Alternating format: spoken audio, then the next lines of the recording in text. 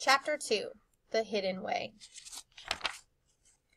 Harvey said nothing about his peculiar visitor to either his mom or his dad, in case they put locks on the windows to stop Rictus returning to the house. But the trouble with keeping the visit a secret was that after a few days, Harvey began to wonder if he'd imagined the whole thing. Perhaps he'd fallen asleep at the window, he thought, and Rictus had simply been a dream. He kept hoping, nevertheless. "Watch for me," Rictus had said, and Harvey did just that.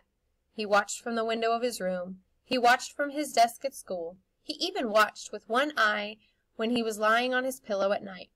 But Rictus didn't show. And then, about a week after that first visit, just as Harvey's hope was waning, his watchfulness was rewarded. On his way to school one foggy morning, he heard a voice above his head, and looked up to see Rictus floating down from the clouds. His coat swelled up around him so that he looked fatter than a prize pig. "How you doing?" he said as he descended. "I was starting to think I'd invented you," Harvey replied. "You know, like a dream." "I get that a lot," Rictus said, his smile wider than ever, "particularly from the ladies. You're a dream come true, they say." He winked. "And who am I to argue?" "You like my shoes?" Harvey looked down at Rictus's bright blue shoes. They were quite a sight, and he said so. "I got given 'em by my boss," Rictus said. "He's very happy you're going to come visit. So are you ready?" "Well, it's no use wasting time," Rictus said. "There may not be room for you tomorrow." "Can I just ask one question?" "I thought we agreed." "I know, but just one." "All right, one. Is this place far from here?" "Nah, it's just across town."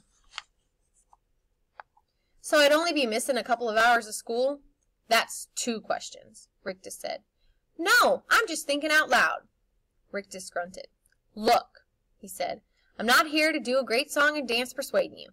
I got a friend called Jive does that. I'm just a smiler. I smile and I say, come with me to Holiday House. And if folks don't want to come," he shrugged, "hey, it's their hard luck." With that, he turned his back on Harvey. "Wait!" Harvey protested. "I want to come, but just for a little while." "You can stay as long as you like," Rictus said, "or as little. All I want to do is take that glum expression off your face and put one of these up there." His grin grew even larger. "Is there any crime in that?" "No," said Harvey. "That's no crime. I'm glad you found me. I really am." So what if he missed all of the morning at school, he thought. It'd be no great loss. Maybe an hour or two of the afternoon as well, as long as he was back home by 3 or 4, certainly before dark. "I'm ready to go," he said to Rictus. "Lead the way." Millsap, the town in which Harvey had lived all his life, wasn't very big, and he thought he'd seen just about all of it over the years. But the streets he knew were soon behind them, and though Rictus was setting a fair speed, Harvey made sure he kept a mental list of landmarks along the way, in case he had to find his way home on his own. A butcher shop with 2 pigs' heads hanging from hooks, a church with a yard full of old tombs beside it, the statue of some dead general, covered from hat to stirrups in pigeon dung, all these sights and more he noted and filed away. And while they walked, Rictus kept up a stream of idle chatter. "I hate the fog, just hate it," he said. "And there'll be rain by noon. We'll be out of it, of course." He went on from talk of rain to the state of the streets. "Look at this trash all over the sidewalk. It's shameful. And the mud, it's making a fine old mess of my shoes." He had plenty more to say, but none of it was very enlightening. So after a while Harvey gave up listening. How far was this Holiday House? He began to wonder. The fog was chilling him, and his legs were aching. If they didn't get there soon, he was going to turn back. "I know what you're thinking," said Rictus. "I bet you don't." "You're thinking this is all a trick. You're thinking Rictus is leading you on a mystery tour, and there's nothing at the end of it. Isn't that true?" "Maybe a little." "Well, my boy, I've got news for you. Look up ahead." He pointed, and there, not very far from where they stood, was a high wall, which was so long that it disappeared into the fog to right and left. "What do you see?" Rictus asked him. "A wall," Harvey replied, though the more he stared at it, the less certain of this he was. The stones, which had seemed solid enough at first sight, now looked to be shifting and wavering, as though they'd been chiseled from the fog itself, and piled up here to keep out prying eyes. "It looks like a wall," Harvey said, "but it's not a wall." "You're very observant," Rictus replied admiringly. "Most people just see a dead end, so they turn around and take another street. But not us. Nope, not us. We're going to keep on walking. You know why?" "Because the Holiday House is on the other side."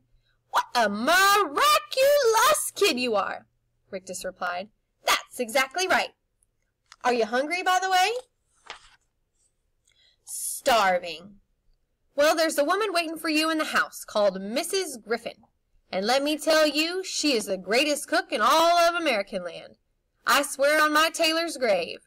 Anything you can dream of eating, she can cook. All you have to do is ask. Her deviled eggs," he smacked his lips, "perfection." "I don't see a gate," Harvey said. "That's because there isn't one." "So how do we get in?" "Just keep walking." Half out of hunger, half out of curiosity, Harvey did as Rictus had instructed, and as he came within 3 steps of the wall, a gust of balmy, flower-scented wind slipped between the shimmering stones and kissed his cheek.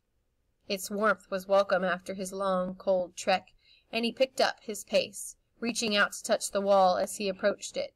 The misty stones seemed to reach for him in their turn, wrapping their soft gray arms around his shoulders and ushering him through the wall. He looked back, but the street he'd stepped out of, with its gray sidewalks and gray clouds, had already disappeared. Beneath his feet the grass was high and full of flowers.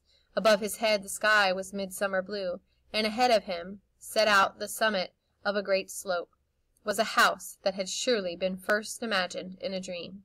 He didn't wait to see if Rictus was coming after him, nor to wonder how the gray beast February had been slain and this warm day risen in its place. He simply let out a laugh that Rictus would have been proud of, and hurried up the slope and into the shadow of the dream house.